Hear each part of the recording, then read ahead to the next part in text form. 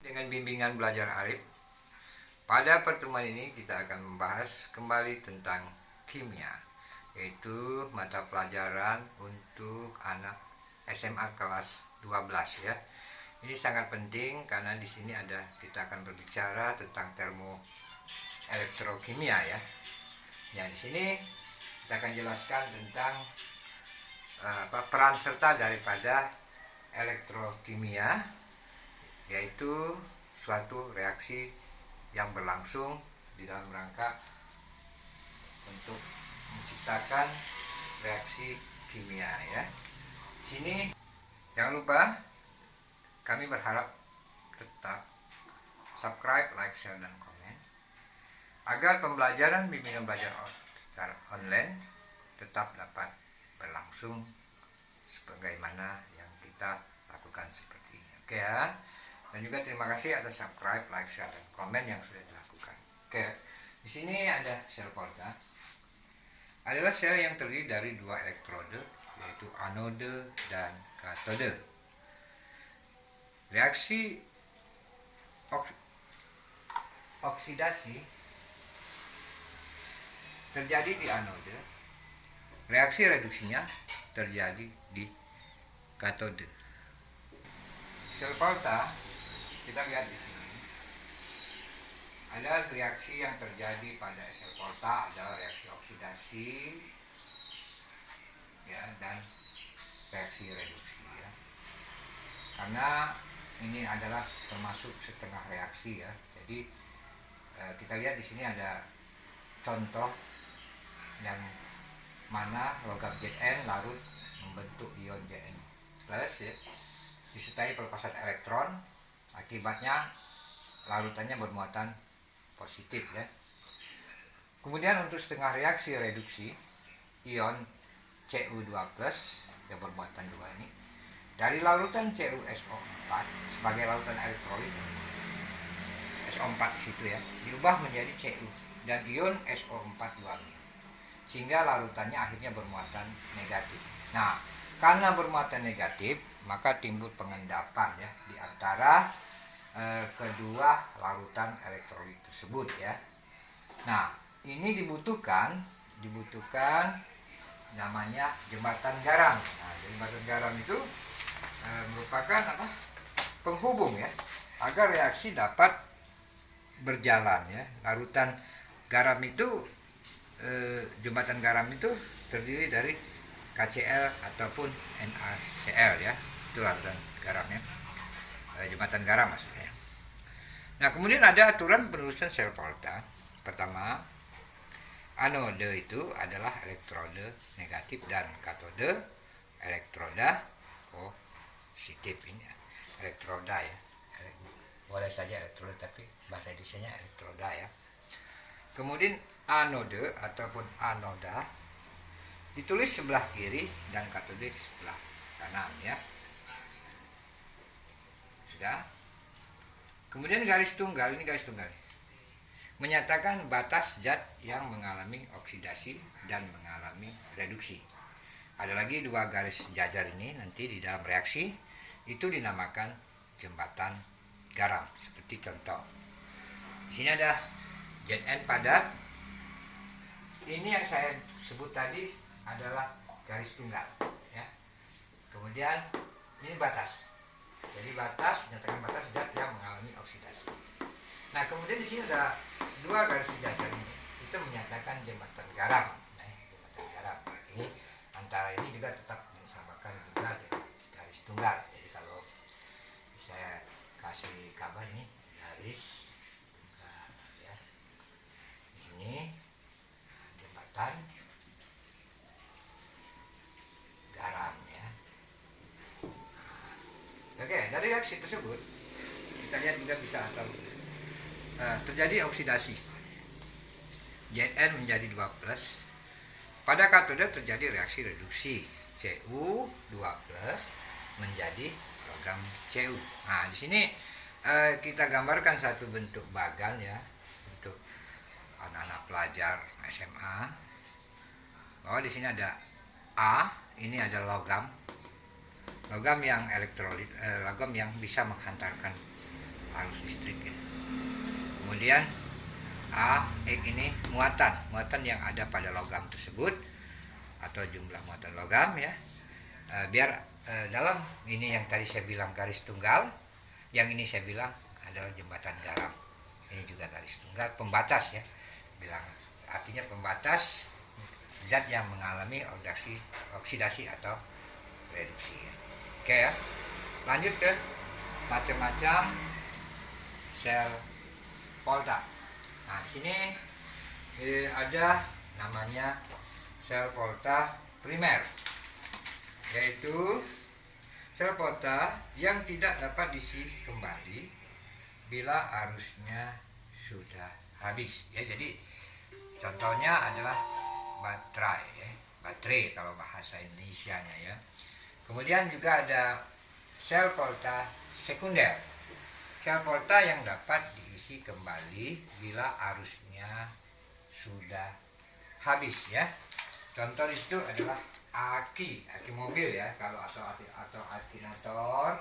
Kemudian contoh sel Volta, di situ ada baterai yang termasuk sel kering atau sel lens ya. Itu tersusun di mana anode itu seng Zn ya, katode atau grafit C itu karbon. Kemudian elektrolit yang menjadikan mereka bereaksi itu pasta MnO2, bisa batu kali NH4 atau Cl Na4Cl ini salmia, dan C itu ada arang ya. Nah, reaksi ini kita lihat di anode terjadi reaksi Zn padat, Zn2+ larutan ditambah 2 elektron ya. Katodenya 2MnO2 plus 2NH4 plus 2E menjadi Mn2O3 ditambah 2NH3 plus air H2O ya. Jadi coba ditayangkan dulu supaya anak-anak bisa memahami tentang sel Volta ya.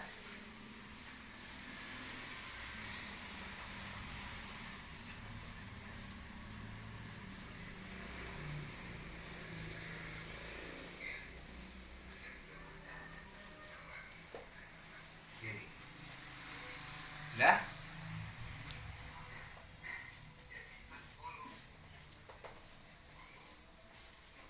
Nah, ini kita ke sini. Ada juga contoh sel Volta. Kita perhatikan di situ ada anode, yaitu di Pb ini, logam ini di anode. Kemudian di katode PbO2. Kemudian di sini elektrolitnya kita gunakan H2SO4 ya. Nah, kita lihat di sini di anode kita buat ini Pb ya, tambah SO4 ya, 2- ya, larutan ya. Itu pada anode ya.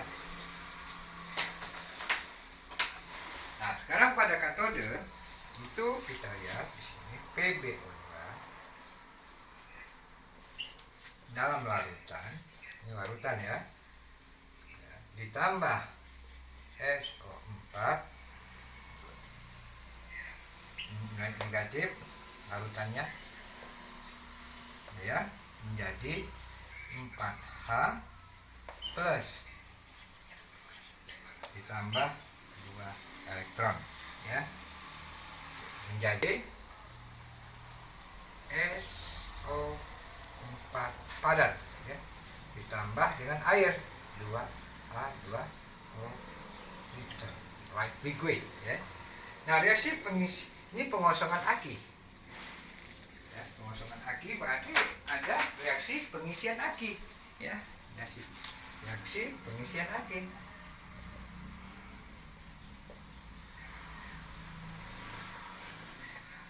ya, aki ya. Berarti pada anode PbSO4 padat ya, tambah 2 elektron menjadi ya,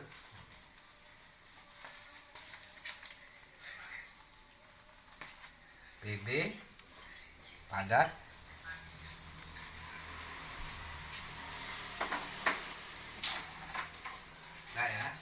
padat gitu ya. Plus SO4 2 min. Nah, pada katode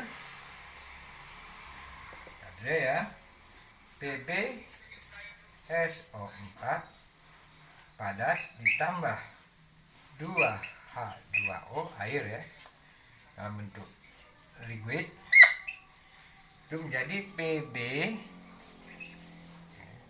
O2 padat ditambah SO4 2 min ya. Kurang terang ya, saya terangin nanti ya. Sudah, ini dalam bentuk larutan ini ya, terangin. Nah, ini liter ya, biar anak-anak bisa melihat ya.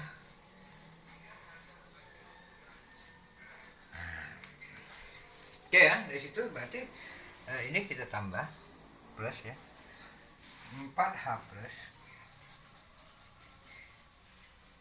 dalam bentuk larutan ya, ditambah 2. Nah, inilah yang bisa kita sampaikan kepada anak-anak ya dalam rangka tentang pengetahuan kelas 3 ya, atau kelas 12 SMA ya, yang saat ini lagi dipelajarin ya. Jadi semoga saja mungkin ada manfaatnya buat anak-anak dan terus belajar ya dengan tekun.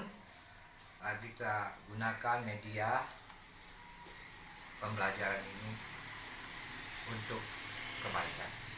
Dan kami dari Bimbingan Belajar Arif sangat berharap, karena sebentar lagi mungkin anak-anak akan melakukan pertemuan dengan teman-teman di sekolah, ataupun sekolah sudah mengadakan pembelajaran secara aktif. Mohon tetap menjaga jarak, menggunakan masker, dan juga tetap kita ikuti protokol kesehatan bagi sekolah-sekolah baik SD, SMP, SMA di seluruh Indonesia. Mari kita dukung pemerintah untuk mencegah tersebarnya corona. Oke, sampai jumpa lagi.